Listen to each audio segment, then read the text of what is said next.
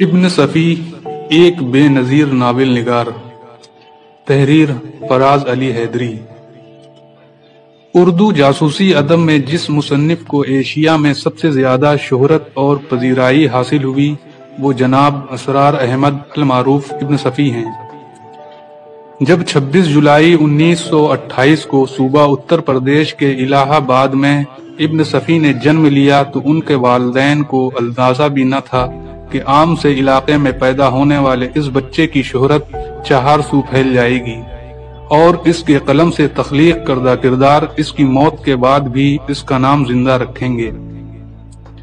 ابن صفی کو اردو زبان میں جاسوسی ناول نگار کا شہنشاہ کہا جائے تو مبالغہ نہ ہوگا۔ جاسوسی کہانیاں اور ناول لکھنے والے تقریباً تمام مصنف ابن صفی مرحوم کو اپنا استاد تسلیم کرتے ہیں۔ بچوں اور نو عمروں کے محبوب ادیب جناب اشتیاق احمد مرحوم نے اپنے ناولز میں اکثر اوقات ابن صفی کا ذکر خیر کیا ہے اور برملا انہیں اپنا استاد تسلیم کیا۔ میری کتابوں سے ملاقات پہلی جماعت میں ہوئی۔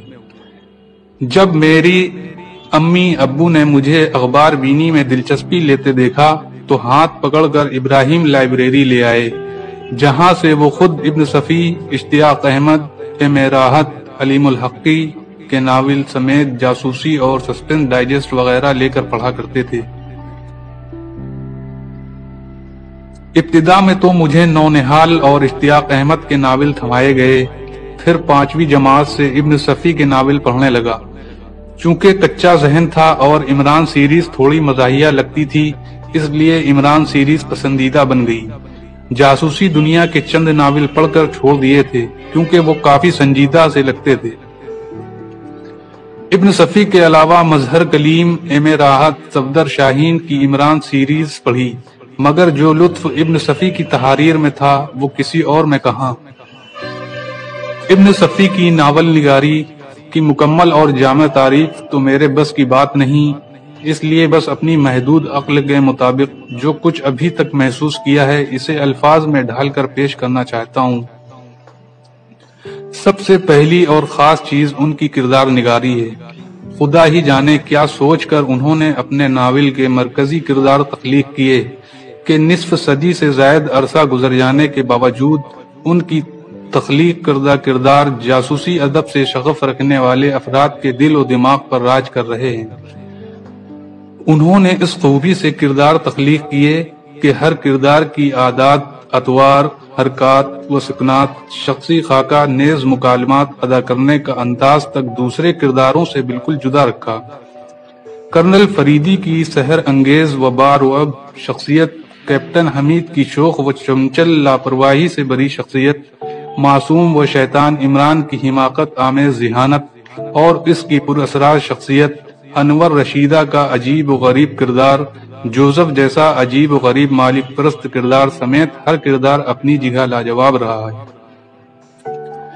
ابن صفی کے منفی کرداروں کی اگر بات کی جائے تو انہوں نے لیونارڈ، سنگھی، تھریسیا، ہمبک دی گریٹ، بوغا، ڈاکٹر سلمان، ڈاکٹر ٹزڈل اور اڈلاوا سمیت درجنوں ایسے کردار تخلیق کیے جو کہ مجرم ہونے کے باوجود قارئین کے پسندیدہ کردار بن گئے۔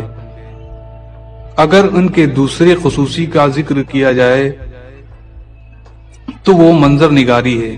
کسی بھی کہانی کو سحر انگیز بنانے کے لیے اس کی منظر نگاری مضبوط ہونی چاہیے۔ ابن صفی مرحوم میں یہ صلاحیت بدرجہ اتم موجود تھی کہ وہ ایسی زبردست منظر کشی کرتے تھے کہ قاری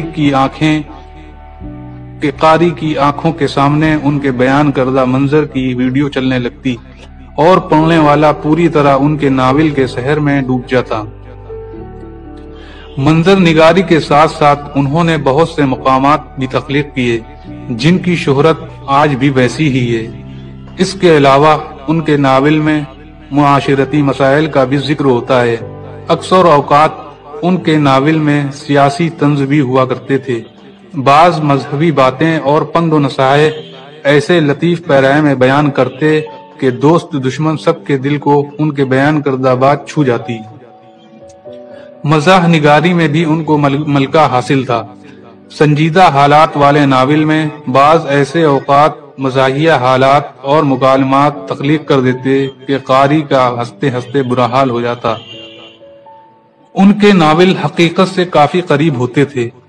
آج کل کے کچھ جعلی مصنفین کی طرح وہ اپنے کرداروں کو مافوق الفطرت بنا کر پیش نہیں کرتے تھے، بلکہ ان کو عام انسانوں کی طرح حالات کا مقابلہ کرتے دکھاتے تھے۔ ان کے کردار کبھی فتح یاب ہوتے تو کبھی شکست کا منہ بھی دیکھتے۔ ابن صفی کا مطالعہ بہت وسیع تھا، اس لیے اکثر وہ اپنے ناول میں ملکی و غیر ملکی کلچر، سیاسی و سماجی حالات، مختلف اقوام کے عروج و زوال کے اسباب تحریر کیا کرتے تھے۔ یہ معلومات ان کے قارئین کے لیے ایک بہترین تحفہ ثابت ہوتی تھی۔ انہوں نے اپنے ناول میں جاسوسی و جرائم کے مختلف اسرار سے پردہ اٹھایا، مختلف قسم کے زہروں، جانوروں اور مختلف اقوام کے کلچر اور رہن سہن کا ذکر کیا جو کہ حقیقت پر مبنی تھا۔ ان کا قاری گھر بیٹھے پوری دنیا کی سیر کر لیتا تھا۔ ان کی تعریف تو لامحدود ہوتی جائے گی، میں اسی پر اکتفا کرتا ہوں، کیونکہ ابن صفی ایک بے نظیر ناول نگار اور ایک عظیم انسان تھے۔ جب بھی اور جہاں بھی جاسوسی ادب کا نام آئے گا وہاں ابن صفی کا نام لازمی لیا جائے گا۔ اللہ ابن صفی مرحوم کے درجات بلند فرمائے اور ان کی قبر کو نور سے منور فرمائے، آمین۔